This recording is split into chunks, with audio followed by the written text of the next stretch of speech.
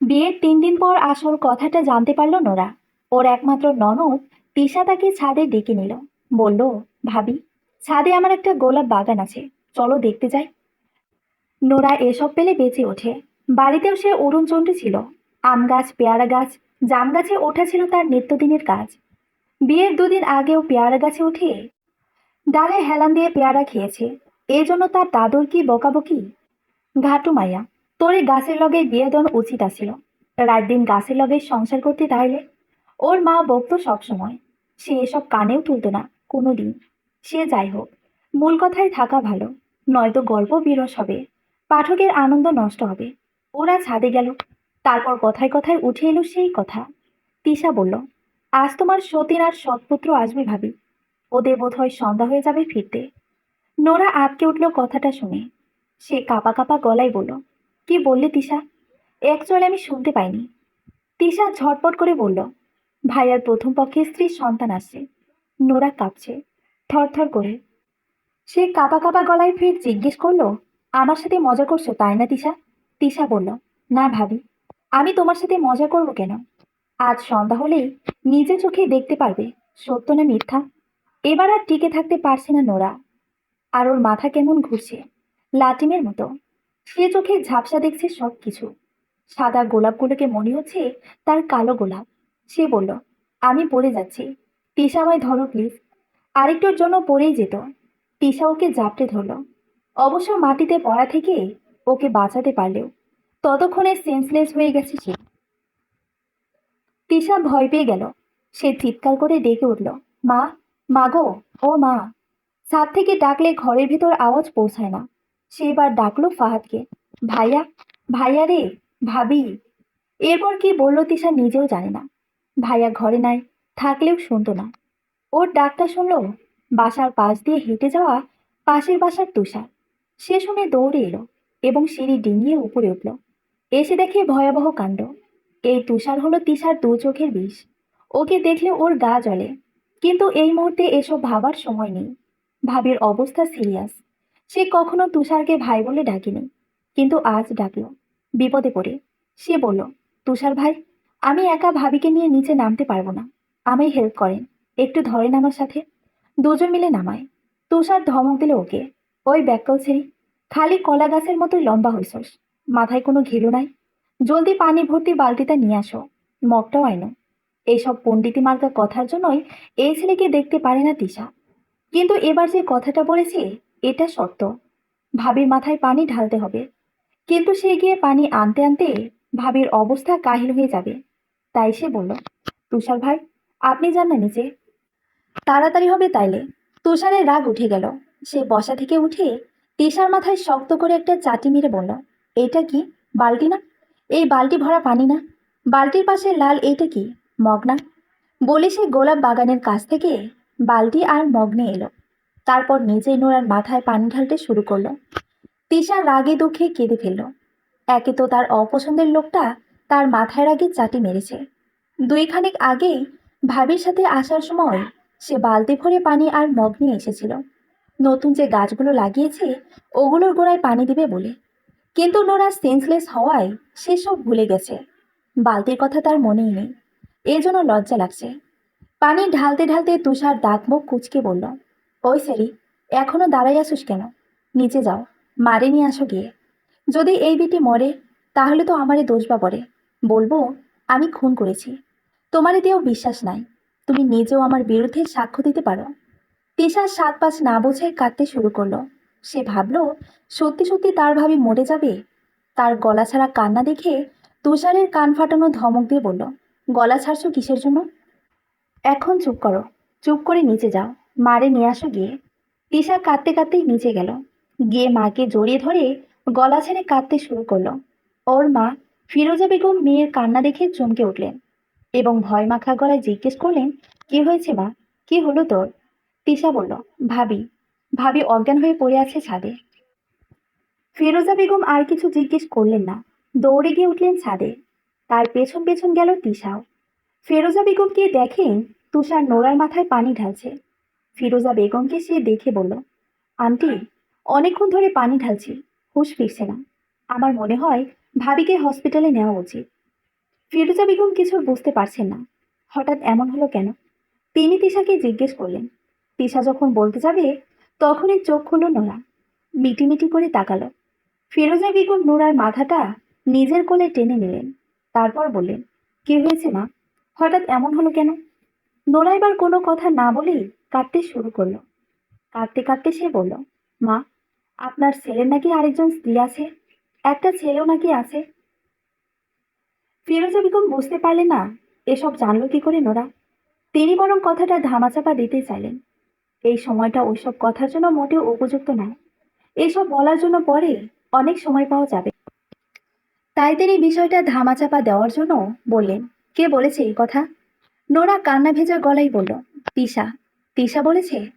ফিরোজা বেগম হাসি হাসি ভাব করলেন মুখে, তারপর বললেন, আর তুমি ওর কথা বিশ্বাস করে একেবারে জ্ঞান হারিয়ে ফেলছো, বোকা মেয়ে। ননদ তো এমন হাসি তামাশা করে, তাই বলে সব বিশ্বাস করে ফেলতে হবে নাকি। তোমার ননদ যদি বলে তোমার বর আরো 3টা বিয়ে করছে, তবে তাও কি তুমি বিশ্বাস করবে নাকি। এই তুষার, তোমার ফাহাদ ভাই কি আগে আরেকটা বিয়ে করছিল নাকি। তুষার বলল, তবা তবা, এক বিয়ে তো করতে চায় না, বয়স হয়ে গেছে 40-এর কাছাকাছি, আবার আরেক বিয়ে। ফিরোজা বেগম অতিরিক্ত কথা পছন্দ করেন না, তাই তিনি বললেন, তুষার, তুমি এখন যাও, আমরা মেয়েরা মেয়েরা একটু কথা বলবো এখন। তুষারের অবশ্য লজ্জা সরম কম, তবুও সে মাথা হেট করে চলে গেল এখান থেকে। যাওয়ার সময় একবার তিশার দিকে তাকালো, ভাবলো তিশা তাকে ধন্যবাদ টন্যবাদ দেয় কিনা, অথবা তার দিকে তাকিয়ে যদি মিষ্টি করে হাসে। যেহেতু সে তার অত বড় সাহায্যটা করলো, এর বিনিময়ে সে তো সামান্য ধন্যবাদ পাওয়ার কথাই। কিন্তু তিশা তার দিকে ফিরেও পর্যন্ত তাকালো না। তুষারের মনে আঘাত পেল, ভীষণ আঘাত, এবং ধীরে ধীরে পা ফেলে ছাদ থেকে নেমে সে চলে গেল রাস্তা ধরে। তুষার চলে যাওয়ার পর ফিরোজা বেগম তিশাকে ডাকলেন, বললেন, আমার কাছে আয়। তিশা তার মায়ের কাছে যেতেই তিনি একটা শক্ত চর বসিয়ে দিলেন মেয়ের গালে। চর দিয়ে বললেন, ওই ভণ্ডটা ছাদে আসলো কেমনে। তিশা চর খেয়ে রাগে দুঃখে অভিমানে কাঁদতে শুরু করলো। মার কথার সে জবাব দিল না। সকালবেলা শাশুড়ির ধামাচাপা দেওয়া কথায় নোরা বিশ্বাস করে বসেছিল যে ওর বর ফাহাদের আগের কোনো স্ত্রী সন্তান নাই। কিন্তু সন্ধ্যাবেলায় যখন 25-26 বয়সের এক মহিলা সাথে করে 3 বছরের এক ছেলের সন্তান নিয়ে এসে বাসায় উপস্থিত হলো, তখনই নোরার মাথায় ধরল। এবং অদ্ভুত ব্যাপার হলো, ওই মহিলা বাড়ির উঠোনে এসে গলা ছেড়ে ডাকতে শুরু করলো, এই বলে যে, আমার সতীন কই গো, সে কি জানে না আজ আমি আসবো, দরজাটা বন্ধ করে রেখেছে কেন এখনো। নোরার এই কথা শুনেই মনে হলো সে ফের ঢলে পড়বে জমিনে। তবে কি তার শাশুড়িও তার সাথে প্রতারণা করেছে, ছেলের প্রথম বিয়ের কথা এভাবে গোপন রেখেছে। এখন তার কি উপায় হবে, কিভাবে সে এই বাড়িতে এই লোকের ঘর করবে সারাটা জীবন। ফিরোজা বেগম নোরাকে বললেন, যাও, দরজা খুলে গিয়ে দীপালিকে রিসিভ করো, নয়তো ও খুব রেগে যাবে। ও রেগে গেলে এ বাড়িতে ঘূর্ণিঝড় বয়ে যাবে, ভূমিকম্প হবে, সবকিছু এলোমেলো হয়ে যাবে, ওর হাত থেকে কেউ রেহাই পাবে না। নোরার পা চলল না, চলল তার মুখ। সে মুহূর্তে বুঝে ফেল এই বাড়িতে সে চুপচাপ ঘরকনে হয়ে থাকতে পারবে না, তাকে অবশ্যই মুখ কাটা হতে হবে, কথার পিঠে কথা চালাতে হবে, তবেই শান্তি। অন্যথায় ওরা ওর সাথে যা ইচ্ছে তাই করবে, অলরেডি করতেও শুরু করেছে। কথা নাই বার্তা নাই, হুট করে ফাহাদের প্রথম পক্ষের স্ত্রী বেরিয়ে গেল, আবার 3 বছরের সন্তান একটা। কি সর্বনাশের কথা। সকাল হতে হতে দেখা যাবে আরো 2-3টি বউ বেরিয়ে যাবে। সে তার শাশুড়িকে রাগের গলায় বলল, মা, আপনি না সকালবেলা বললেন এসব মিথ্যে, তিশা আমার সাথে মজা করেছে, কিন্তু এখন তো সত্যি হয়ে গেল। আপনার ছেলে প্রথম পক্ষের স্ত্রী উঠোন থেকে গলা ছেড়ে আমায় ডাকছে, সতীন দরজা খুলে দাও, দেরি করছো কেন, আপনি আমার সাথে মিথ্যে বললেন কেন। আর সবচেয়ে বড় কথা, আপনারা বিয়ের আগে বলেননি কেন আপনাদের ছেলে ম্যারিড, তার এক সন্তান আছে, এখন কেন বলছেন, কেন। ফিরোজা বেগম বিস্ফোরিত চোখে তাকালেন। গ্রামের বড় হওয়া একটা সাধারণ পরিবারের মেয়ে তার সামনে এভাবে গলা উঁচিয়ে কথা বলতে পারল। দেশকে তবে একটু হলেও বদলাতে পারল। আগে তো বিয়ের 6 মাস পরে ঘরের বধূরা শ্বশুর শাশুড়ির সামনে শব্দ করে কথা বলতেও পারত না, ভয়ে জড়তায় বারবার ঢোক গিলত।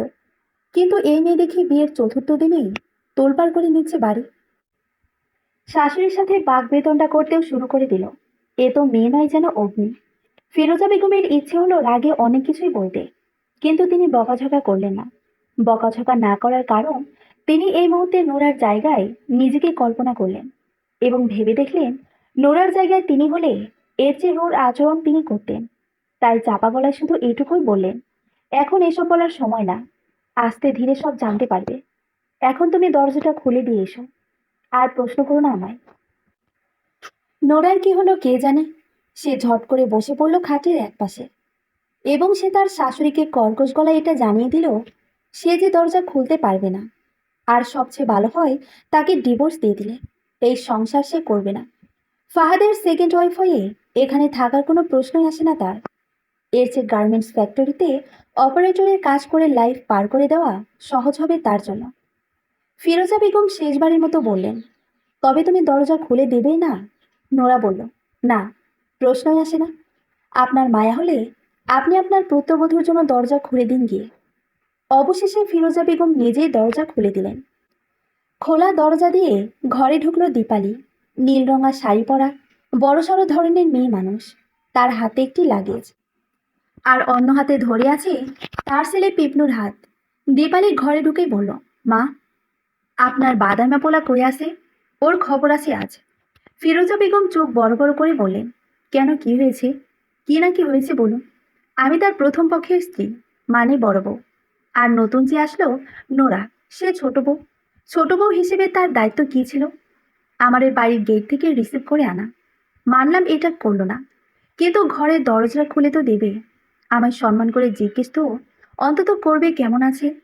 তা না করে মুখ এমন করে বসে আছে যে আমায় সে গিলে খাবে। ওরে বাবা, আজও বাসায় ফিরুক, তারপর শিক্ষাটা দেয়াবো। নোরা অনেকক্ষণ চুপ করেছিল। এবার আর পারছি না, সে এবার বলেই ফেলল, আপনার সংসার আপনিই করুন। শিক্ষা দিতে হলে আপনার স্বামীকে দিন। আমায় সব শোনাচ্ছেন কেন? আমি আগামীকাল সকালবেলাতেই এখান থেকে গুড বাই দিচ্ছি। সতীনের সংসার করার মতো কন্ডিশন এখনো হয়নি আমার। আমি কোনো এতিম অনাথ না যে এখানে না থাকলে আর কোথাও মাথা গুঁজবার ঠাঁই হবে না আমার। দীপালি দু হাতে তালি বাজিয়ে বলল, বাহ, বাহ, বাহ, বাহ। গলায় দম আছে দেখছি। ঝগড়া করে মজা পাওয়া যাবে তাহলে। নোরার এবার সত্যি সত্যি খারাপ লাগছে। সে এবার রাগে দুঃখে কেঁদেই ফেলল। কাঁদতে কাঁদতে সে বলল, আপনারা এমন খারাপ মানুষ কেন? ছি, প্রতারণা করে একটা মেয়ের সুন্দর জীবনটা নষ্ট করে দিলেন। দীপালি ওর কাছে ঘেঁষল, খুঁটিয়ে খুঁটিয়ে দেখতে লাগলো ওকে। এক পর্যায়ে দীপালি ইশারা করে তার শাশুড়ি আর ননদকে বলল, পিপলুকে নিয়ে এ ঘরে চলে যেতে। ওরা ও ঘরে চলে যেতে পা বাড়াতেই ওদের পেছন পেছন নোরাও পা বাড়ালো। ভাবলো এখানে থেকে এই মহিলার সাথে ঝগড়া করার কোনো মানেই হয় না। সে ওদের সাথে ওই ঘরে চলে যাবে, কিন্তু পারল না। সামনে গিয়ে দাঁড়ালো দীপালি। দাঁড়িয়ে বলল, অত তাড়া কিসের গো তোমার? ফাহাদের সাথে সকাল সকাল ঘুমাতে যাওয়ার ইচ্ছে হচ্ছে তাই না? কিন্তু আফসোস, আজ ফাহাদ আমার সাথে থাকবে। এখন থেকে দিন রাত দুভাগে ভাগ হয়ে যাবে। দিনের বেলায় ফাহাদ তোমায় সময় দেবে, আর রাতে আমায়। নোরার আর সহ্য হলো না। সে মুখ ফুটে বলেই ফেলল, শুধু রাতে কেন, 24 ঘন্টায় আপনি তার সাথে থাকুন। পারলে ওকে কোমরের সাথে বেল্ট দিয়ে বেঁধে রাখুন। আমার এতে কিছু যায় আসে না। আমি কাল সকালে বিদায় হচ্ছি এখান থেকে। দীপালি মুখ উজ্জ্বল করে হাসল, হেসে বলল, না, তুমি তো এখান থেকে কোথাও যেতে পারবে না। বিয়ে কি অত সহজ বলো? সবে তো 4 দিন। তোমায় বিয়ে করিয়ে আনেছি কি এমনি এমনি নাকি? আমি বাবা এক বাচ্চা নিয়েই এখনো ভুগছি, আর নিতে পারবো না। বাচ্চা নেয়াবো তোমায় দিয়ে, বছর বছর একটা। গ্যাপ দেওয়া যাবে না। হি হি হি। তুমি এ বাড়ি ছেড়ে কোথাও যেতে পারবে না, কোথাও না।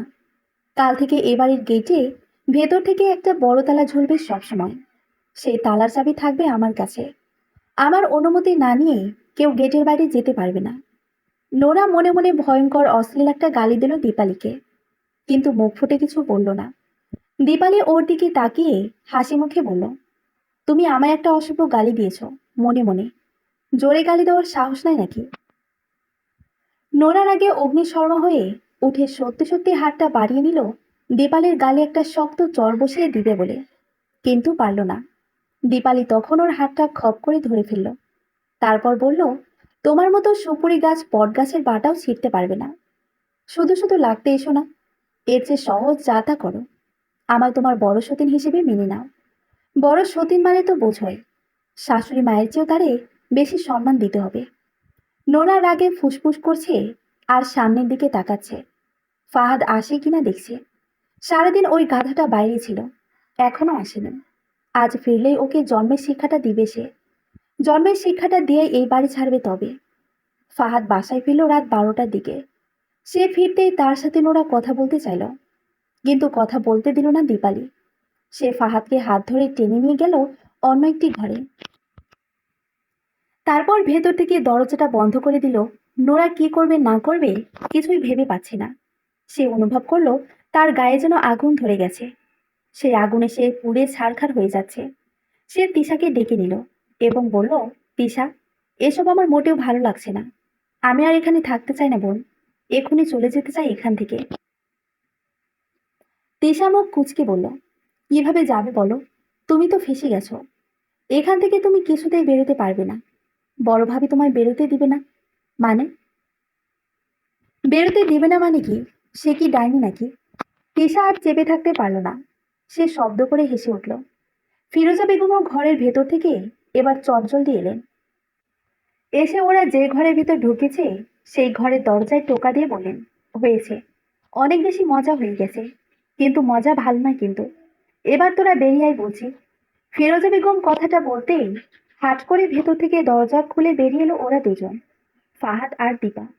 ওরা বেরিয়ে এসে হাসতে হাসতে ভেঙে পড়ল। নোরা এসবের কিছুই বুঝতে পারছে না। এবার দীপায় গিয়ে ওর হাতটা ধরল। তারপর বলল, বোন, তোমার সাথে সবাই মিলে অনেক হাসি তামাশা করে ফেলেছি। সকালবেলা একবার সেন্সলেসও নাকি হয়েছো তুমি। তিশার কাছ থেকে ওসব শুনে। আসলে ওদের কোনো দোষ নাই, সবটাই আমার প্ল্যান ছিল। আমার প্ল্যান মোতাবেক সব হয়েছে। সত্যি বলতে, আমি তোমাদের বিয়ের দিন এখানে থাকতে পারিনি। আমার অফিস থেকে ছুটি পাইনি আসার। কারণ সেদিন বিদেশি বায়ার এসেছিল অফিসে, ওদের সাথে মিটিং ছিল। এরপর যখন ছুটি পেলাম সঙ্গে সঙ্গে চলে এলাম তোমায় দেখতে। বিয়ের দিনের আনন্দ থেকে বঞ্চিত হওয়ায় আস্থা সুদে আসলে পুষিয়ে নিলাম। অবশ্য তোমার শাশুড়ি মানে আমার মেজো খালা এটা কিছুতেই মানতে নারাজ ছিলেন। তিনি বারবার বলছিলেন তিনি শাশুড়ি হয়ে কিভাবে পুত্রবধূর সাথে এসব মিথ্যে নাটক খেলবেন। কিন্তু আমি তাকে সাফ সাফ জানিয়ে দিয়েছিলাম। বলেছিলাম, তুমি যদি আমার কথা মতো কাজ না করো তবে কিন্তু আমি আসবো না। ফিরোজা বেগম এবার নিজেই নোরার কাছে এগিয়ে এলেন। এসে ওকে ঝাঁপটে ধরে বললেন, মাগো, আমারে তুমি ভুল বুঝো না। দীপা আমার বড় বোনের মেয়ে। ওর স্বামী থাকে ইতালিতে, আরও ঢাকায় একটা প্রাইভেট কোম্পানিতে চাকরি করে। বিয়েতে আসার জন্য প্রস্তুত ছিল। ব্যাগপত্র গুছিয়ে অনলাইনে ট্রেনের টিকিট পর্যন্ত অগ্রিম কেটে রেখেছিল। কিন্তু কি দুর্ভাগ্য ওর, ওই দিনে নাকি হুট করে ওর বস ফোন দিল। বলল জরুরি মিটিং আছে, মিটিংয়ে না গেলে চাকরি থাকবে না। তাই সে চাকরি বাঁচাতে গিয়ে বিয়েটা মিস করলো। বিয়ের আনন্দ থেকে বঞ্চিত হয়েছে বলে সে আমার কাছে আবদার করলো এসব করতে। আমি বারবার না করেছি, কিন্তু ও শোনে না। বলে তবে সে আসবেই না আর।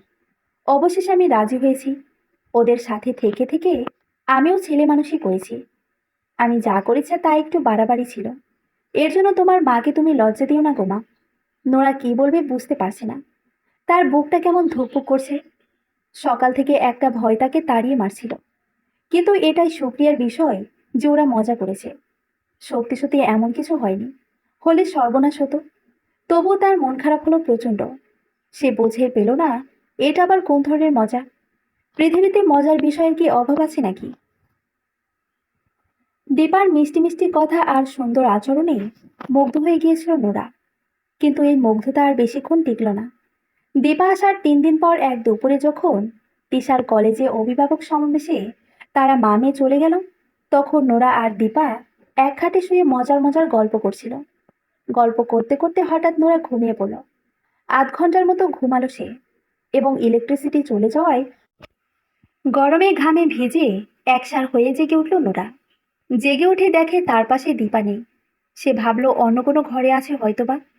কিন্তু সে অন্য কোনো ঘরে গিয়ে যে এভাবে দীপাকে দেখতে পাবে তা কল্পনা করেনি। সে গিয়ে দেখে ওরা হাত ধরাধরি করে খাটের উপর শুয়ে আছে, দীপা আর ফাহাদ। দীপার উড়ুর উপর এক পা তুলে রেখেছে ফাহাদ। দৃশ্যটা দেখে নোরার দুচোখ আধার হয়ে এলো। সে প্রথমে ভাবলো ভুল কিছু দেখছে, কিন্তু যখন নিজের কানে শুনতে পেল ফাহাদ বলছে, দরজাটা আটকে এসো, কেউ এসে দেখে ফেলতে পারে। দীপা বলল, দেখার মতো কেউ থাকলে তো দেখবে। ফাহাদ অবাক হয়ে বলল, নোরা যদি চলে আসে? আরে, ও ঘুমাচ্ছে, উঠবে না এখন। তাছাড়া দরজা লক করলে কেউ দেখলে সরাসরি সন্দেহ করবে, কিন্তু দরজা খোলা থাকলে কেউ কিছু ভাববে না। মিছিমিছি অনেক কিছুই বানিয়ে বলা যাবে। তাছাড়া দরজা খোলা, ঘরে দুজন কাজিন থাকলে মাইন্ড করার কি আছে? কেউ তো আর সরাসরি ঘরে ঢুকে যাচ্ছে না। আর দরজা খোলা রেখে আমরা এমন কিছু করব, তা কোনো বোকাও কল্পনা করতে পারবে না। নোরা তখন দরজা থেকে সামান্য দূরে দাঁড়িয়েছিল। ওখান থেকে সব শোনা যায়। সামান্য উকি দিলে ভেতরের সবকিছু দেখা যায়। আরেকবার সে উকি দিল। ওরা আরো কাছাকাছি ঘিসছে। যেভাবে কামাতুর দুটি মানুষ একত্র হয়, সেভাবে। নোরা ভাবলো বিষয়টা দেখে চুপ করে থাকবে কিনা। সবাই যেভাবে চুপ হয়ে থাকে, চুপ হয়ে না থেকেই বা সে কি করবে? মেয়েদের কি শ্বশুরবাড়ি এসে উচ্চ বাক্য করলে চলে? তালাক ফালাকের ভয় ডর থাকে, স্বামী শাশুড়ির অত্যাচারের ভয় থাকে, তাছাড়া মান সম্মানের ব্যাপার তো আছে। কিন্তু নোরা এই মুহূর্তে অন্য কিছু ভাবছে। সে ভাবছে নিজেকে অন্যরকম কিছু। সে নিজেকে আর 8টা 10টা মেয়ের জায়গায় ভাবছে না এখন। সে জানে চুপ থেকে কাউকে অপরাধ করতে দেওয়া অপরাধ। 3 দিন আগেও জন্য ওরা ভেবেছিল ফাহাদকে ডিভোর্স দেবে, ওর সাথে আর সংসার করবে না। সেই নোরাই এই মুহূর্তে নিজ চোখে এইসব দেখার পরও ভাবছে ফাহাদকে সে ডিভোর্স দিবে না, ওর সাথেই সংসার করবে। কারণ আজ যদি নোরা ওকে ডিভোর্স দেয়, তবে 2 দিন পর ফাহাদ অন্য একটি মেয়েকে বিয়ে করে ঘরে আনবে। আর সেই মেয়েও এখানে সে স্বামীর সব নোংরা কাজ দেখে সারা জীবন ডুকরে ডুকরে কেঁদে যাবে। এই জন্য সে ঠিক করেছে অন্য কাউকে কষ্ট পেতে সে দিবে না। সে বরং এখানে থেকে একটা রাখাল যেভাবে তার দুষ্ট গরুকে ঠিক করে, ঠিক সেভাবেই তার বৎস্বামীকে ঠিক করবে। প্রয়োজনে যত কষ্ট সহ্য করতে হয় সে তা করবে। তবে কষ্ট সহ্য সে একাই করবে না, ফাহাদকেও কষ্ট দেবে, শিক্ষা দেবে। তার চতুরতর দীপার জীবনটাও বিস্ময় করে তুলবে সে। কিভাবে স্বামীর আড়ালে আবদালে পর পুরুষের সাথেই উগ্র যৌনতায় মেতে ওঠে, তা হাড়ে হাড়ে টের পায়ে ছাড়বে। এতে তার বাধা আসবে, বিপত্তি আসবে, আসুক। একটা সুখের ঘর বাঁধতে আসলে সংগ্রাম প্রয়োজন। একটা সমাজ পরিবর্তনের জন্য প্রয়োজন কঠোর সাধনা। হতে পারে তার এই ত্যাগ তিতিক্ষা থেকে অনেকেই শিক্ষা নিয়ে ঘুরে দাঁড়াবে। যে সকল নারী আর জুলুমের শিকার হয়ে চুপ করে আছে, তারা মুখ খুলবে একদিন। স্বামীকে পুজো করা ধর্মান্ত, কুসংস্কারচ্ছন্ন অন্ধকার মেয়েগুলোর স্বামীর ভুলগুলো মুখ বুজে সহ্য না করে এরপর থেকে আওয়াজ তুলবে। এই আওয়াজ একদিন পৃথিবীর প্রতিটি ঘরে ঘরে পৌঁছে যাবে। সে জানে, যেদিন পৃথিবীর সকল নারী নিজেকে সম্মান দিতে জানবে, নিজেকে আর কখনো পুরুষের চেয়ে ছোট মনে করবে না, ঠিক সেদিনই এই সমাজ বদলে যাবে। সেদিনই নারী তার স্বামীর অশৃঙ্খল যৌনতা মুখ বুজে আর সহ্য করবে না। তুচ্ছ বিষয় নিয়ে তার গায়ে হাত তোলা তো দূরের কথা, সামান্য বকা দেওয়ার সাহস করবে না। সেদিন এদেশের স্কুলগুলোতেও ছেলে মেয়ে উভয়ের সমান সুযোগ পাবে। অঙ্কের শিক্ষক অঙ্ক বুঝিয়ে দেওয়ার নামে নারীর কাছে ঘেঁষে তার নরম পেটে হাত রাখতে পারবে না। কলেজ ইউনিভার্সিটিগুলোতে মেয়েরা ফুটে থাকবে লাল টকটকে গোলাপের মতো। অটোতে, বাসে, ট্রেনে কিংবা শপিং মলের ভিড়ে কোনো কামুক পুরুষ ইচ্ছে করলে তার বুকে, পিঠে, শরীরের স্পর্শকাতর অন্য কোনো জায়গায় হাত দিয়ে ছুঁয়ে দিতে পারবে না। যদি এমন কিছু করে, তবে নারীও ওর গাল কষে চড় বসিয়ে দেবে। প্রয়োজনে রাস্তায় ফেলে কুকুরের মতো পেটাবে। এবং সে একা নয়, তাকে দেখে আশেপাশের সকল নারী এগিয়ে আসবে তাকে সাহায্য করতে। যদি এমন কিছু হয়, যদি নারীরা প্রতিবাদী হয়, তবে সব পুরুষ আপনা আপনি নারীর যথার্থ সম্মান দিবে, হোক সেটা ভয়ে। যে সমাজের মানুষ উপলব্ধি করে না, ভালোবেসে কাউকে সম্মান দেয় না, সেই সমাজ থেকে জোর করেই সম্মান আদায় করতে হবে। নোরা তার জীবনের সংগ্রামটা এখান থেকেই শুরু করলো। অবশ্য তখন ওরা দুজন আরো কাছাকাছি। দীপার বুকের ওপর গরম শ্বাস ফেলছে ফাহাদ। আর তখনই ঘরের ভেতর ঢুকে গেল নোরা এবং গর্জন করে বলে উঠল, এসব কি? হ্যাঁ, এসব কি? নোরা জোর গলায় বলল, অনেকটা চিৎকার বলা যায় একে। ওরা ভীষণ রকম চমকে উঠল। দীপা তাড়াহুড়ো করে কাপড় দিয়ে শরীর ঢাকলো। খানিকটা লজ্জাও পেল। ফাহাদের মেজাজ গেল বিগড়ে। সে বিছানা থেকে নেমে এসে রাগে রাগে চোখে তাকালো নোরার দিকে। তারপর উচ্চস্বরে বলল, কি সমস্যা তোমার? কথা নাই বার্তা নাই, হুট করে ঘরে ঢুকে জিজ্ঞেস করছো এসব কি, এসব কি? নোরা বোকা বনে গেল। বড় অদ্ভুত কাণ্ড তো। তার স্বামী একটার পর একটা নারীর সাথে যৌনতায় মেতে উঠেছে, আর সে এসে দেখে ফেলায় তার অপরাধ হয়ে গেল। কি আজব দুনিয়া। নোরা চুপ করেছিল। ওর চুপ থাকার সুযোগ নিয়ে দীপা বলল, কি হয়েছে নোরা? কোনো সমস্যা নাকি? হঠাৎ যে এলে? নোরা ওদের কথার ধরনই বুঝতে পারছি না। সে কি বলবে না বলবে বুঝতে পারছে না। দীপার ঠোঁট টিপে হাসলো। ফাঁদ পদ্ধতিটা ভালো জানে। সে এবার সুযোগ বুঝে ইচ্ছে মতো কিছু নীতিবাক্য কপছে দিল। বলল, ভাই বোন এক ঘরে বসে গল্প সল্প করতেই পারে। শুধু গল্প সল্প করে না, তারা শপিংয়ে, পার্কে কিংবা অন্য কোথাও বেড়াতে যেতে পারে। কিন্তু এর জন্য এভাবে তুমি হুট করে এসে এমন উদ্ভট প্রশ্ন করে ফেলতে পারো না। এটা অন্যায়। এটা অপমানের সামিল। তারপর দীপা ফাহাদকে বলল, ভাই, তুই থাক তোর বউ নিয়ে। তোদের মাঝে আমি আর ঝগড়া ফাসাদ লাগাতে চাই না। আমি চাই না আমার জন্য তোদের সম্পর্ক মলিন হোক। যেখানে বিয়ের সপ্তাহ না যেতেই তোর বউ তোকে এভাবে এসে সন্দেহ করছে। আমি তোর বয়সে বড় কাজিন হওয়া সত্ত্বেও আমায় আর তোকে নিয়ে খারাপ ধারণা করছে। এখানে থাকার আমার কোনো প্রশ্নই আসে না। আমার ভুল হয়েছে, বড় ভুল হয়েছে। নিজের ভাই না, খালার ছেলেকে আপন ভাই ভেবে তার নতুন বউ দেখতে এলাম, আর সে সেই অপমান। দীপা ফুপিয়ে ফুপিয়ে কাঁদছে। ফাহাদ অনুরোধের গলায় বলল, দীপা কান্না করিস না, আমি ওকে শাসন করব। নেক্সট আর এমন হবে না। দীপা তবুও কাঁদছে, কিছুতেই কান্না থামাচ্ছে না। ফাহাদ এবার নোরার দিকে এগিয়ে এলো। আর রাগে লাল হয়ে ওঠা চোখে বলল, ওর কাছে গিয়ে ক্ষমা চাও, এক্ষুনি, কুইক। নোরা বলল, কিছুতেই না। এমন কিছু করার কোনো প্রশ্নই আসে না। আমি চোখে যা দেখেছি তা ভাই বোনের মধ্যে কিছুতেই হতে পারে না। এটা অনৈতিক, এটা অন্যায়। ফাহাদ রাগের গলায় বলল, কি দেখেছো তুমি? হ্যাঁ, কি দেখেছো? ভাই বোনের মধ্যে হতে পারে এমন কি দেখেছো? নোরা বলল, তোমরা নোংরামো করছিলে, আমি স্পষ্ট দেখেছি। ফাহাদ সঙ্গে সঙ্গে ওর গালে চড় বসিয়ে দিল এবং একটা বকা দিয়ে বসলো। তাছাড়া হুমকিও দিল। বলল, আরেকবার এমন বাজে কথা বললে ঘাড় ধরে এ বাড়ি থেকে বের করে দেব। নোরা এবার বলল, এ বাড়িতে থাকার এমনিতেই আমার কোনো রকম ইচ্ছে নাই। তবে আপাতত যাচ্ছিও না। সময় হলেই এখান থেকে যাব। তবে অসম্মান নিজের কাঁধে নিয়ে যাব না, বরং অসম্মান তো করে যাব। ফাহাদের রাগ আরো বাড়ছে। সে এবার ওর গায়ে হাত তুলতে চাইল। তখনই এসে তাকে থামিয়ে দিল দীপা। বলল, থাক, মারিস নে। বয়স কম, বুঝতে পারিনি, ভুল বুঝেছে। ছোটরা ভুল করতেই পারে, এজন্য তো তাদের গায়ে হাত তোলা যাবে না। সুন্দর করে কথা দিয়ে বুঝ দিতে হবে। দীপা ছলে বলে কৌশলে নোরাকে কনভিন্স করে ফেলতে চাইল। কিন্তু নোরাও তো সহজে হাল ছাড়ার মেয়ে নয়। সেও পাছে বলে দিল, চোর ধরা পড়লে 7-5 বলে বেঁচে যেতে অনেক কিছুই করে। কিন্তু আমি বোকা না। বয়স কম হলেও এইটুকু জ্ঞান আমার আছে। আমি এটা বুঝি যে কোনটা বোনকে আদর করা আর কোনটা যৌনতায় মেতে ওঠা। ফাহাদের আর সহ্য হচ্ছে না। এবার সে সত্যি সত্যি মারল নোরাকে। ঘাড় ধরে টেনে নিয়ে গেল বিছানার কাছে। তারপর বিছানার সাথে তার মুখটা নিচে ফেলে অনেকক্ষণ চেপে ধরে রাখলো। নোরার তখন মনে হতে লাগলো এই বুঝি তার দম আটকে আসছে। দীপা এবারও ছাড়িয়ে নিল। বলল, করছিস কি তুই? হ্যাঁ, নতুন বউয়ের সাথে কেউ এমন করে রে? তুই যা, ঘর থেকে এখন বেরিয়ে যা। রাগ থামলে আসিস। আমি নোরার সাথে কথা বলছি, দেখবি সবকিছু ঠিক হয়ে যাবে। ফাহাদ আলনা থেকে অ্যাশরঙার শার্টটা নামিয়ে গায়ে দিতে দিতে ঘর থেকে বেরিয়ে গেল।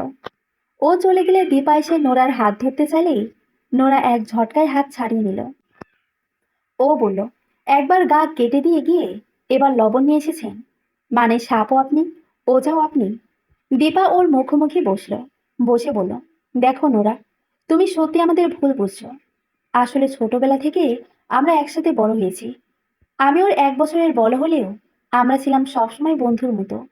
আমাদের মধ্যে এমন সম্পর্ক ছিল যে আমরা মাঝে মাঝে ভুলে যেতাম আমরা আলাদা জেন্ডারে। আর মাথায় ওরকম কিছু আসতো না। অনেকদিন পর ওর সাথে দেখা, সময় সুযোগ মেলে না বলে আসতে পারি না। অনেকদিন পর সুযোগ মেলায় এবার আসতে পারলাম। তাই আজ 2 ভাই বোন মিলে খাটে শুয়ে থেকে সুখ দুঃখের আলাপ করছিলাম। আর তুমি আমাদের দিকে খারাপ কিছু ভেবে নিলে। বোকা মেয়ে। শোনো, চোর কখনো দিনে দুপুরে দরজা খুলে রেখে এভাবে চুরি করবে না। তাছাড়া আমি ওর 1 বছরের বড়। দুজনই ম্যারিড। আমার একটা 3 বছর বয়সী ছেলেও আছে। এই বয়সে এসে আমি কেন ওসব করব? নোরা কেন জানি মুখ ফুটে কিছু বলল না।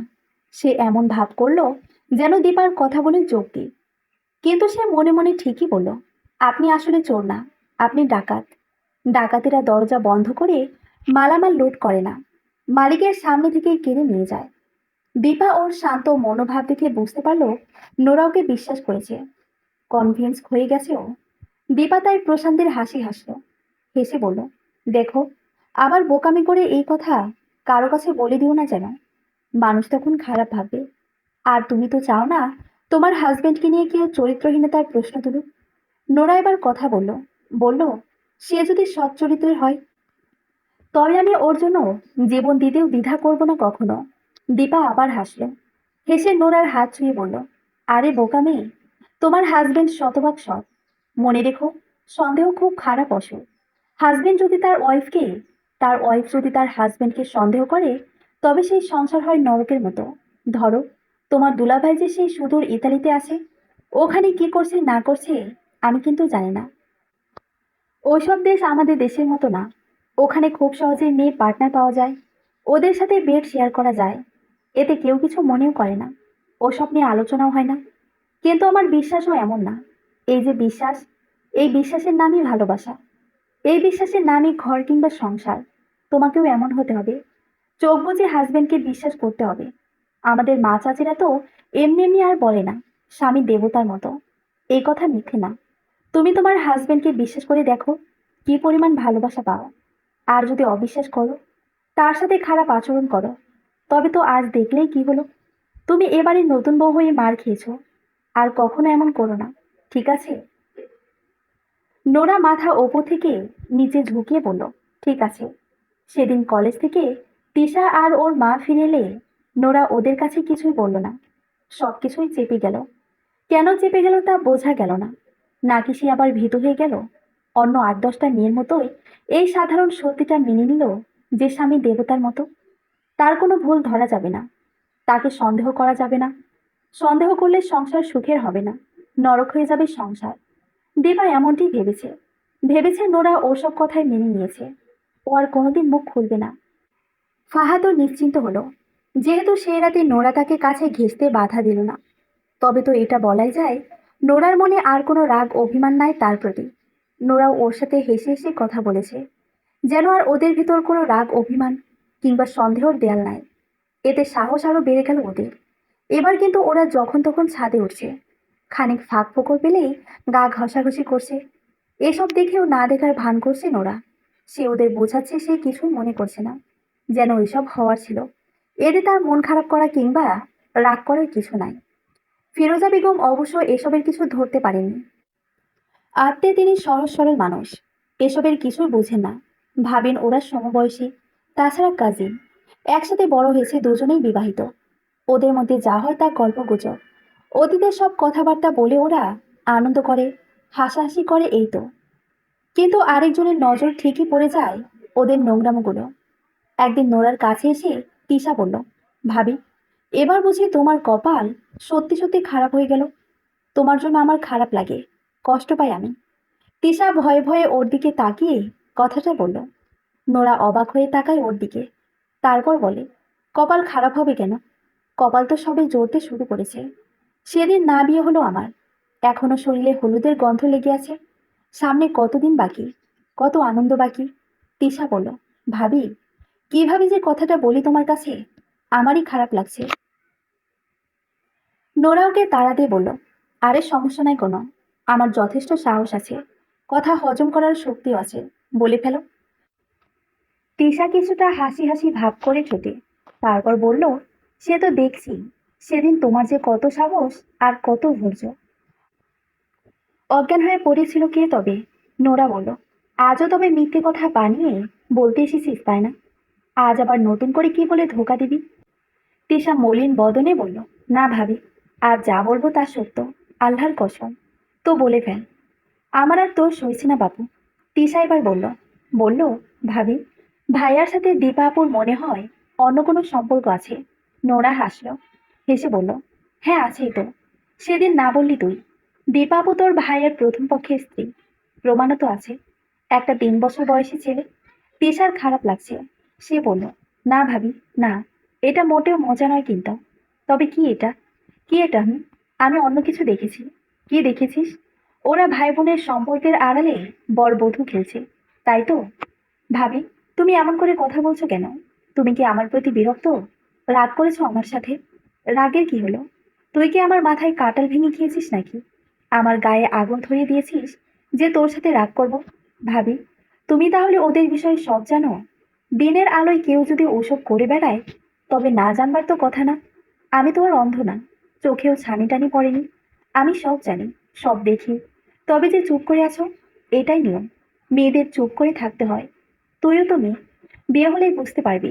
কি বলছো এসব তুমি? তোমার জায়গায় যদি আমি থাকতাম, তবে দেখতে আমি কি করতাম? নোরা হাসলো, হেসে বলল, কি করতি? অমন অসভ্য বরকে মেরে হাজত খাটতাম।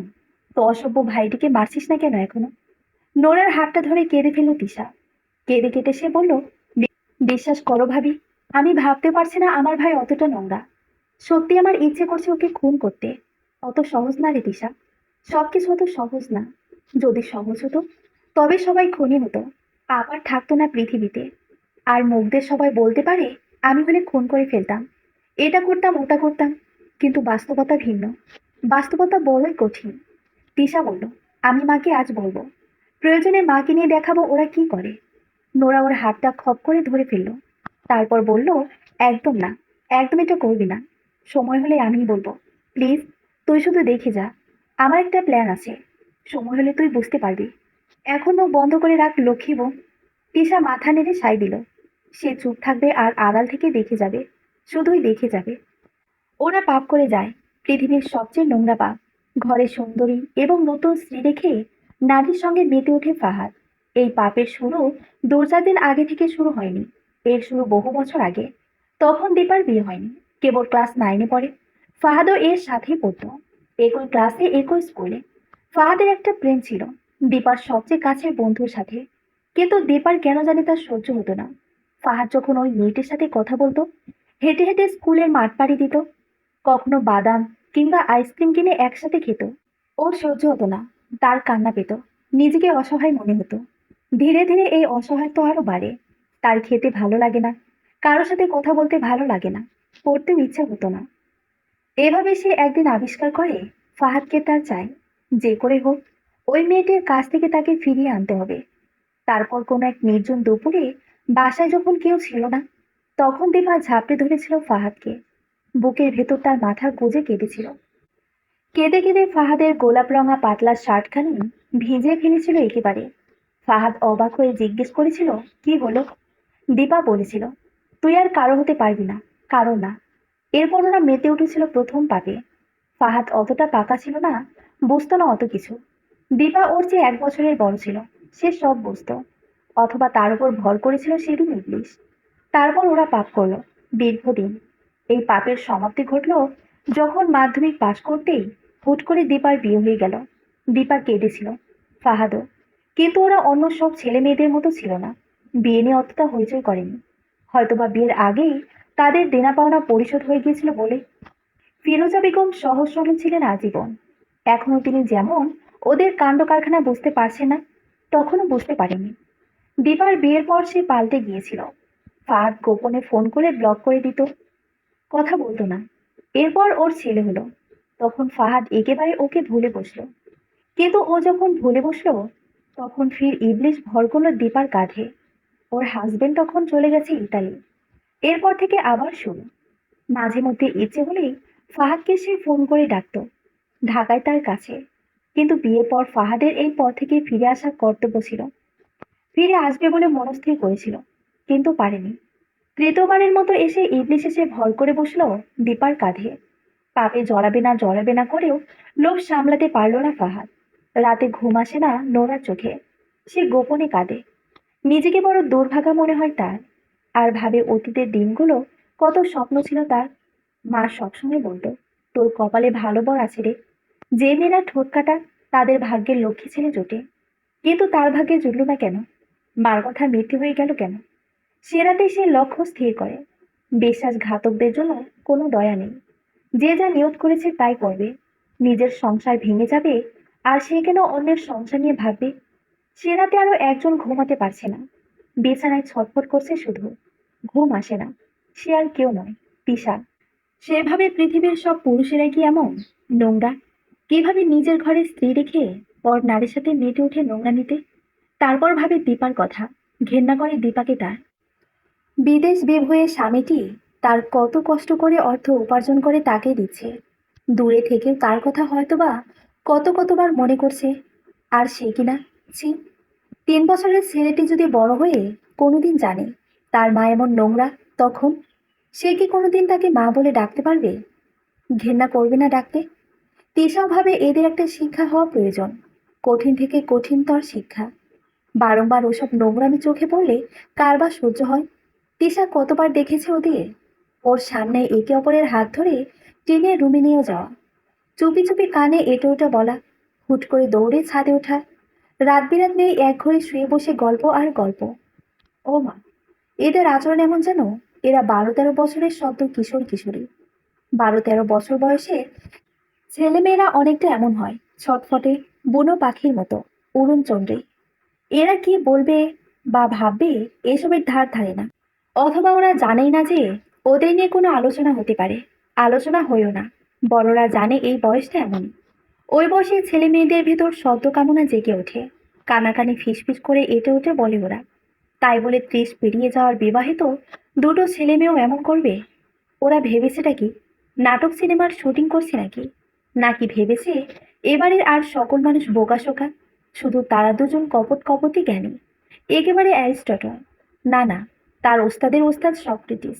কথাগুলো ভাবলো তিশা। এই কথাগুলো ভাবার কারণ আছে। আজ দুপুরে 11:30 কি 12টা, তখন তিশা ডাইনিং পেরিয়ে নোরার কাছে যাচ্ছিল। তখনই দেখল দীপা ঘরের ভেতর থেকে ফাহাদের হাত ধরে টেনে ওকে ভেতরে নিয়ে যাচ্ছে। দীপার 3 বছর বয়সী ছেলেটা তখন ঘরে ফ্লোরে বসে মায়ের ট্যাব নিয়ে কি যেন একটা দেখছে। কার্টুন ফাটুন হবে সম্ভবত। কি ভয়াবহ লজ্জার কথা ছেলেটার সামনে এসব। কিন্তু ওরা এইসব লজ্জা শরম কবেই খেয়ে বসে আছে।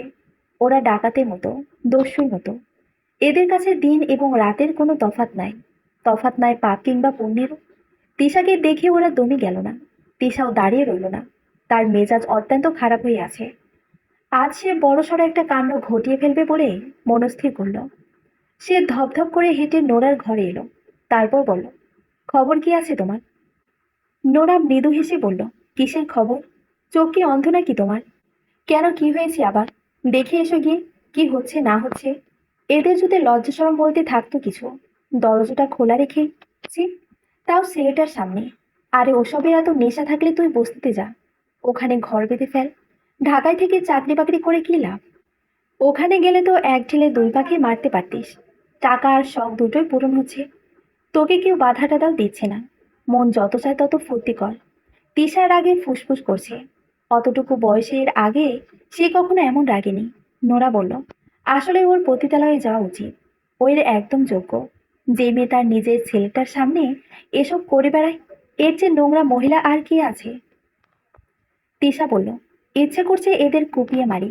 নোরা বলল, কুপিয়ে মারলে তো এরা একেবারেই মরে যাবে। আবার ওদের খুনের দায়ে তোর জেল ফাঁস হবে। দেশের আইনটাও হাতে তুলে নেওয়া হবে। এর চেয়ে সহজ পদ্ধতিতে একটা কিছু করতে হবে, যাতে করে এদের রোজ রোজ মৃত্যু হবে। ধর, এমন একটা কিছু করলাম যার পর ওরা সারা জীবন ভুগবে, ভুগবে আর ভুগবে। আর দীপার শেষ ঠিকানাটা হবে পতিতালয়। তোর ভাইটার কোথায় ঠিকানা হয় জানি না, কিন্তু আমার না ওর ছেলেটার জন্য খুব মায়া হচ্ছে। ছেলেটার জীবনটা খুব কষ্টে যাবে রে। তিশা বলল, ছেলেটার জীবন আবার সুখে বা যাবে কবে? যখন বড় হয়ে সে বুঝতে শিখবে, যখন সে জানবে তার মা তার চোখের সামনে পরপুরুষের সাথে যা করতো তা পৃথিবীর সবচেয়ে ঘৃণিত পাপ, তখন। এর থেকে এটা ভালো না যে ছেলেটাকে তার বাবার হাতে তুলে দেওয়া? তার বাবা তাকে উপযুক্ত পরিবেশে বড় করে তুলবে, এমন কালনাগিনীর বিষের ছোঁয়া তবে তার গায়ে আর লাগবে না। তার বাবা তাকে মানুষের মতো মানুষ করে তুলবে। নোরা বলল, কথা তো মন্দ বলিসনি, কিন্তু আমার জীবনটা কি হবে বল দেখি তো। আমি তো কলঙ্কিনী হয়ে যাবো রে তিশা। তিশার রাগ লাগছে খুব। সে রাগের গলায় বলল, অশিক্ষিত আর কুসংস্কারপূর্ণ মেয়েদের মতো কথা বলে রাখো তুমি। তুমি কি এখনো ভাবছো ভাইয়ার সংসার করবে? হ্যাঁ ভাবছি। ওর চরিত্র বদলে গেলে করব। তিশা বলল, তুমি আমার চেয়ে হয়তোবা বয়সে বড়, কিন্তু তুমি অনেক গাধা আছো। তুমি যেভাবে মানুষ নিয়ে ভাবো, মানুষ আসলে তেমন না। মানুষ তবে কেমন? মানুষ ফেরেশতার চেয়ে উত্তম, আবার শয়তানের চেয়ে অধম। খারাপ মানুষ হুট করে ভালো হয়ে গেলে তাকে বিশ্বাস করা বোকার কাজ। তুমি রিস্ক নিয়ে যদি ওকে বিশ্বাস করে থেকে যাও, তবে দেখবে নতুন করে তোমায় সে ঠকাচ্ছে। তখন তখন কি উপায় হবে তোমার? আমি তো ডিসিশন নিয়েছি, কখনো বিয়েটাই করব না। বিয়ে করে অত কষ্ট সহ্য করতে পারবো না। এর চেয়ে একা থাকাই ভালো। নোরা ভাবতে পারছে না আর কিছু, কারণ সে জানে একবার ডিভোর্স হয়ে গেলে তারপরে জীবনটা একটা নারীর জন্য কি কষ্টের। তবুও সে সিদ্ধান্ত নিল, নিজের আত্মসম্মানের চেয়ে ডিভোর্সি মহিলা হয়ে সারা জীবন একা থাকা ভালো। সে জানে পৃথিবীর সবচেয়ে বড় কষ্টের একটি হলো স্বামীর অন্য মেয়ের সাথে পরকীয়ার সম্পর্ক। এটা মেনে নেওয়া যায় না, কিছুতেই না। সে মনে মনে ঠিক করে নিল, এই নোংরা লোকটির সাথে কিছুতেই সে সংসার করবে না, কিছুতেই না। শেষ বিকেলে নোরা তিশাকে নিয়ে ছাদের উপর উঠল। গোলাপ বাগানের কাছে দাঁড়িয়ে প্রায় হয়ে আসার সন্ধ্যায় তিশার সাথে একটা গোপন কথা বলল নোরা। নোরা বলল, তোর একটা কাজ করতে হবে, যেভাবেই হোক করতে হবে। তিশা বলে, তোমার জন্য আমি সবকিছুই করতে পারি ভাবি। এমন কিছু মানুষ আছে যাদের সাথে সারা জীবনভর থাকলেও তাদের আপন করে নেওয়া যায় না। কিন্তু পৃথিবীতে এমন কিছু মানুষ থাকে যাদেরকে এক পলক দেখেও আপন করে নেওয়া যায়।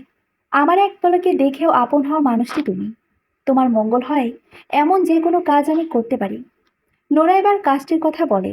বলে, তুই দীপার সাথে গলায় গলায় ভাব করবি। তিশা কেঁপে ওঠে, রাগে তার হাত পা টান টান হয়ে ওঠে, মাথায় চক্কর দেয়। সে বলে, এটা কোন ধরনের কথা বললে তুমি? ওর মতো নোংরা মহিলার সাথে আমি গলায় গলায় ভাব করতে যাব কেন?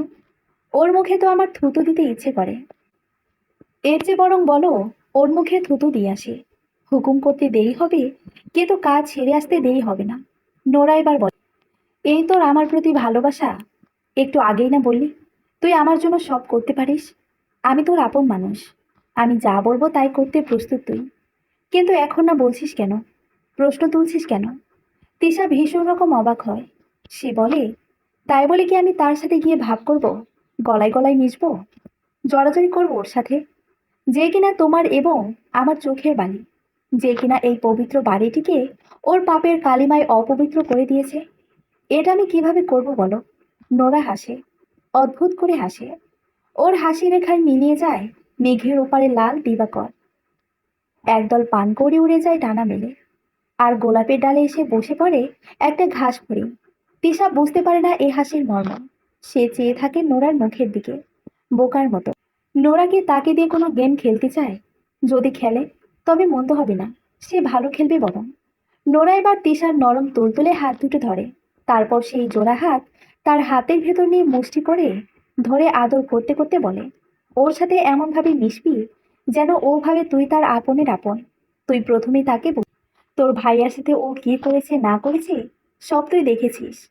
তারপর তুই বলবি তুই তাকে হেল্প করতে চাস। বিনিময়ে সে যেন তোকে ওই বাসার তুষারের সাথে দেখা করার সুযোগ করে দেয়।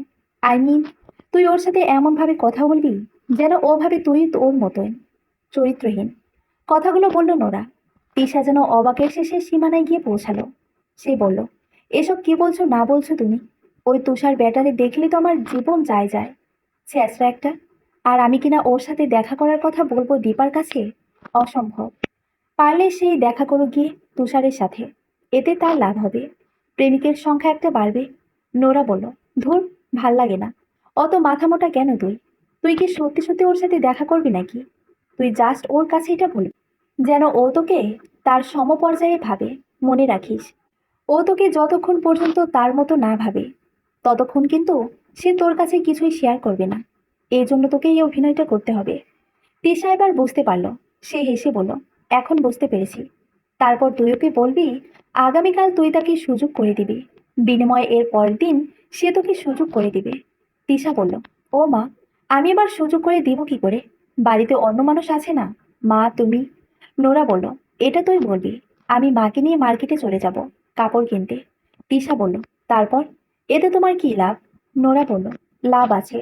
আমি দীপার ছেলেকেও নিয়ে যাব সাথে। ওরা দুজন থাকবে শুধু, আর তুই থাকবি পাহারায়। কিন্তু পাহারায় থেকেই তুই সিআইডির ভূমিকাটা পালন করবি। তিশা চমকে উঠল, বলল, কিভাবে? নোরা বলল, আমরা বাসায় কেউ থাকবো না। এই সুযোগে ওরা নোংরামতে মেতে উঠবে। তুই আগে ভাগে ক্যামেরা তাক করে রেখে আসবি।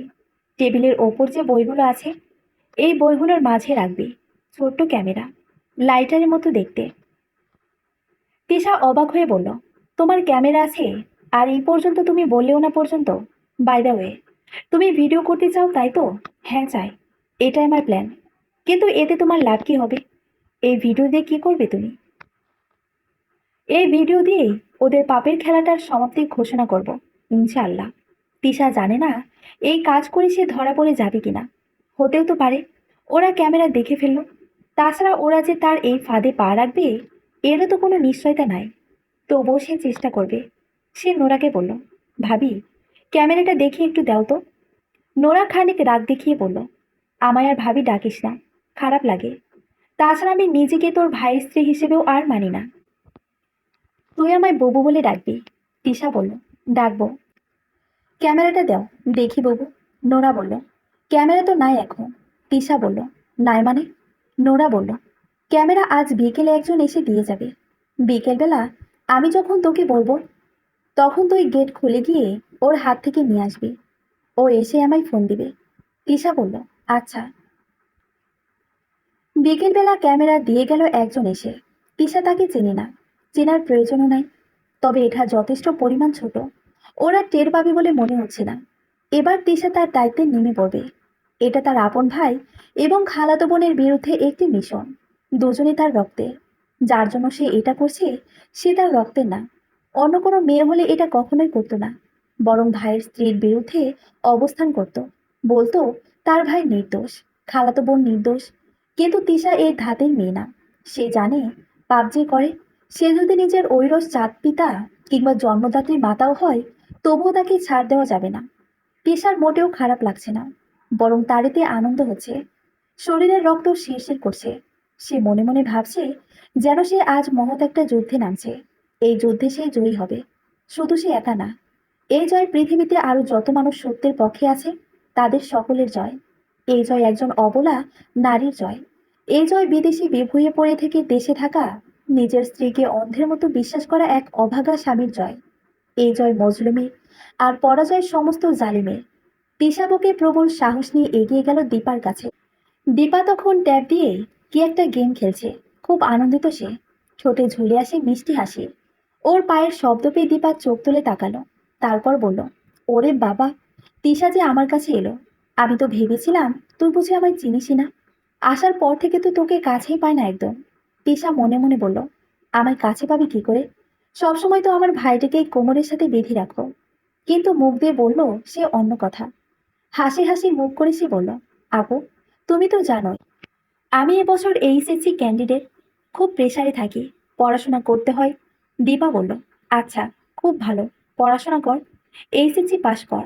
তোর দুলাভাইকে বলে রেখেছি তোর জন্য যেন একটা ভালো ছেলে দেখে। ইতালিতে ওর বন্ধু বান্ধব কিংবা ছোট ভাই থাকলে দেখবে। পরে তুইও ওখানে চলে গেলি।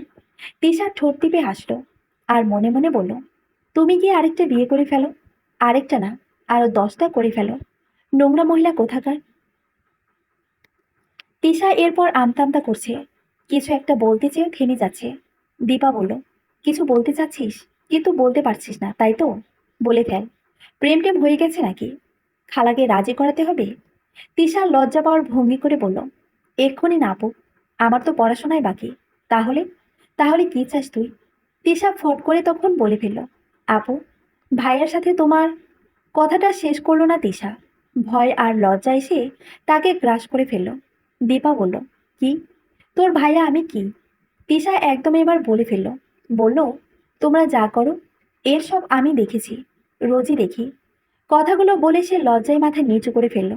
দীপা শুনে খানিক সময় চুপ করে নিজেকে স্থির করে নিল। সে কি উত্তর দিবে তা ভাবছে।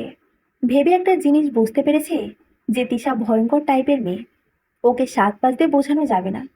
এছাড়াও আরেকটা বিষয়, সে যা বোঝালো তা হলো তিশা তার কাছে একটা হেল্প চাইতে পারে, এবং এই হেল্পটা সে চাইবে ওদের দুজনের সম্পর্কের অজুহাতটা দেখিয়ে। তাই সে বলেই ফেলল, সমবয়সী দুজন মানুষ মত থাকলে যা ইচ্ছে তাই করতে পারে। এটা উচ্চশিক্ষা গ্রহণ করলেই বুঝতে পারবি, এর আগে বুঝবি না। তিশা কথা বলল না। সে মাথা নিচু করে বসে রইল। দিবা এবার আগ বাড়িয়ে কথা বলছে। বলছে, এসব আবার কারো কাছে বলে বেড়াসনি তো? খালা কি জানে কিছু? তিশা আস্তে করে বলল, আমি কি বোকা নাকি? যে জনে জনে এসব বলে বেড়াবো? কেউ জানে না, এমনকি ভাবিও না। ভালো, কারো কাছে কিছু বলিস না। ওরা মূর্খ সূর্খ, এইসবের কিছুই বুঝবে না। কুসংস্কারে এদের আজও পর্যন্ত আচ্ছন্ন করে আছে। আমি বুঝতে পারি না এদের যে কবে এসব কুসংস্কার থেকে মুক্ত হবে। তিশা হাসলো, হেসে বলল, আপু, সবাই যেদিন তোমার মতো উচ্চশিক্ষা গ্রহণ করবে সেদিন হবে। কথাটা কিন্তু সে ইনসাল্ট করে বলেছে দীপাকে, কিন্তু দীপা ভেবেছে প্রশংসা। গর্বে ফুলে ফেপে উঠে সে একেবারে ঝাঁপড়ে ধরল তিশাকে। তারপর বলল, এই না আমার ছোট বোন, লক্ষ্মী বোন, কিউটি বোন। এরপর তিশার গালে চুমু খেল দীপা। তিশার বমি এসে যাওয়ার উপক্রম হলো যেন, তবুও কষ্ট করে নিজেকে সামনে নিল। তারপর আসল কথাটা বলল, বলল, আপু, তোমায় আমি একটা হেল্প করব, আর এর বিনিময়ে তুমি আমায় একটা হেল্প করবে। তুমি যদি এতে এগ্রি করো তবে আমি সবকিছু খুলে বলবো। দীপা হেসে বলল, আমায় হেল্প করতে হবে না, তোরে কি হেল্প করতে হবে তাই বল। তিশা বলল, ভাবির কাছে শুনেছি মাকে নিয়ে নাকি সে আগামীকাল মার্কেটে যাবে। আমাকেও বলেছিল যেতে। আমি বলে দিয়েছি আমার সময় নাই, পড়াশোনা আছে। দীপা বলল, বুঝলাম, কিন্তু ওরা মার্কেটে গেলে তোর কি লাভ? লাভ তোমাদের। তুমি আর ভাইয়া ইচ্ছে মতো প্রেম করবা, আর আমি থাকবো পাহারায়। পরদিন তুমি ভাইয়া সহ সবাইকে নিয়ে মার্কেটে চলে যাবা, বাসা থাকবে খালি। কথাটা বলে মৃদু হাসল তিশা, আবার লজ্জায় তাকে আগলে নিয়েছে। সে নিজ দিকে তাকিয়ে আছে। দীপা ওর থুতনি ধরে উপরের দিকে উঁচু করে নিয়ে এবার বলল, অত লজ্জা পেলে তো চলবে না মেয়ে, আমরা বন্ধুর মতো। ম্যাচিউরদের জন্য বয়সটা কোনো ব্যাপার না, বুঝলি? তিশা মাথা কাত করে সম্মতি দিল। সে এ কথায় বিশ্বাস করে তাই বোঝালো। তারপর দীপা বলল, এই, সত্যি নাকি কথাটা ওরা যে মার্কেটে যাবে কাল? তিশা বলল, হুম, সত্যি। তোর ভাইয়াকেও যদি যেতে বলে? এটা তো আমি জানি না আপু, তুমি ভাইয়াকে নিষেধ করে দিও। দীপা বলল, ওকে, কিন্তু এর পরদিন আমরা সবাই মিলে বাসা খালি করে চলে গেলে তোর কি লাভ? কেউ আসবে নাকি? তিশা লজ্জায় আড়ষ্ট হয়ে বলে উঠল, হুম। তারপর সে উঠে চলে গেল জল ফড়িংয়ের মতো। দীপা মনে মনে ভাবল, আহা, ওর বয়সটা যদি তার থাকতো তবে আরো মিষ্টি সময় কাটতো তার। সে খুব আফসোস করলো মনে মনে। প্রকৃতির বিচারটা সে বোঝে না। বয়স দিনে দিনে বাড়ার কি প্রয়োজন ছিল? কমলে হতো না? এতে কি দোষ হয়ে যেত? পরদিন দুপুরবেলা নোরা আর ফিরোজা বেগম মার্কেটে চলে গেল। ফিরোজা বেগম নাকি ডাক্তারও দেখাবেন, ফিরতে দেরি হবে বলে গেলেন বাসায়। ফিরোজা বেগম আর নোরা যাওয়ার সময় গেট পর্যন্ত এগিয়ে দিয়েছিল দীপা ফাহাদ। এই সুযোগে তিশা গিয়ে ছট করে জায়গা মতো ক্যামেরাটা তাক করে রেখে এলো এবং ঘরে এসে টেবিলের সামনে বসতে পড়তে শুরু করে দিল। এমন একটি দিন ঈদের চেয়ে কম কি গো? দীপা বলল। ফাহাদ বলল, বউটা বোকাশোকা আছে, এমন একটা লক্ষ্মী বউয়ের জন্য কুরবান হওয়া যায়। দীপা হাসলো, হেসে বলল, আসলে তোদের বাড়ির সবকটা মানুষই বোকা। দিন দুপুরে এদের চোখে ধুলো দেওয়া যায়, টেরই পায় না। ফাহাদ আর কথা বলল না। সে কথা বলে সময়টা নষ্ট করার পক্ষে নয়, বরং উঠে গিয়ে দরজাটা বন্ধ করে দিয়ে এলো। এই বাড়িতে ওরা দুজন এক ঘরে গিয়ে এই প্রথম বাড়ির মতো দরজাটা বন্ধ করলো। তিশা টেবিলের সামনে বসে থেকে ভয়ে কাঁপছে। ভয় পাচ্ছে এই জন্য যে যদি ক্যামেরাটা ওরা দেখে ফেলে। মনে মনে সে আল্লাহকে ডাকছে যেন বিপদ না ঘটে। এরপর সে দু তিনবার দরজার সামনে গিয়ে পায়চারিও করেছে, গলা খাকারি দিয়েছে। এসব করে দীপাকে আশ্বস্ত করেছে যে সে পাহারায় লিপ্ত আছে, কোনো ভয় নেই। এই সময় একটা বিষয় ভেবে খুব কষ্ট পেল তিশা। সে ভেবে পায় না একটা মানুষ কতটা অমানুষ হলে পরে নিজের বোনটিকেও লজ্জা পায় না। বোনের পায়চারি শুনেও কেঁপে ওঠে না ওর হৃদয়। ছি। এর মধ্যেই সে একটি কথা শুনতে পায়। ফাহাদের কাছে দীপা বলে, তিশা কিন্তু আজকের সুযোগটা এনে দিছে। ফাহাদ কথা বলে না। তারপর দীপা আবার বলে, বিনিময়ে আগামীকাল ওকেও আমাদের সুযোগ করে দিতে হবে। ফাহাদ এবার কথা বলে, বলে, কিসের সুযোগ? দীপা বলে, ওই বাসার তুষার আছে না, ওর সাথে ডেট করবে তিশা। এখানে আমরা মার্কেটে চলে যাব। ফাহাদের কথাটা শুনে মাথা নষ্ট হয়ে যায়। সে সঙ্গে সঙ্গে দীপার গালে চর বসিয়ে দেয় ঠাস করে। আওয়াজটা শুনতে পায় তিশা। তারপর ফাহাদ রেগে বেগে আগুন হয়ে উঠে গর্জন করে বলে, আমি ওকে মেরে ফেলবো। আমার বোন অত নোংরা, ছি। সে থুক করে একদোলা থুতু ফেলে মেঝেতে। দীপা ওকে টেনে ধরে পেছন থেকে। তারপর বলে, পাগলামো করিস না বাল, সব কিছুতেই মাথা গরম করে দেস। মেয়ে এডাল্ট, যা ইচ্ছে তাই করুক, তুই করতেছস না? আমি করতেছি না, করলে সমস্যা কি? এই বিষয়ে অত রাগ দেখানো লাগবে কেন? মাথা ঠান্ডা করে এখন এইখানে আয়, সময় গেলে আর সাধন হবে না। আয় গুরু, আয়। ফাহাদ একটা অশ্লীল গাল বকে ওকে, তারপর বলে, তুই আসলে একটা খারাপ, আমারে নষ্ট বানাইছস, এবার আমার বোনটার পেছনে লাগছস। তুই কালকের ভেতর এই বাড়ি ছাড়বি। দীপা বিছানা থেকে নেমে এলো, তারপর পেছন থেকে ঝাপটে ধরলো ওকে। তারপর পায়ের আঙ্গুলের উপর ভর দিয়ে মুখটা আরো উঁচুতে তুলে ফাহাদের কাঁধে চুমু খেল। ফাহাদ নিজের রাগ সংবরণ করতে না পেরে কুড়ুই দিয়ে গুঁতো দিয়ে ওকে ফেলে দিল পেছন থেকে। ভাগ্য ওর ভালো, দীপা গিয়ে পড়ল বিছানায়, নরম গদিতে। ফস করে শব্দ হলো পড়ে গিয়ে। ফাহাদ অবশ্য তখনও দরজা খুলেনি, তবে খুলতে এগিয়ে যাচ্ছে। দরজা খুলে সে যাবে তিশার কাছে, তিশাকে মারবে। কিন্তু এখনই এমন কিছু হতে দিতে চায় না দীপা। সে ভয় দেখালো ফাহাদকে, বলল, তিশা কিন্তু সব জানে, খালাকে বলে দিলে তখন বুঝবি কত ধানে কত চাল।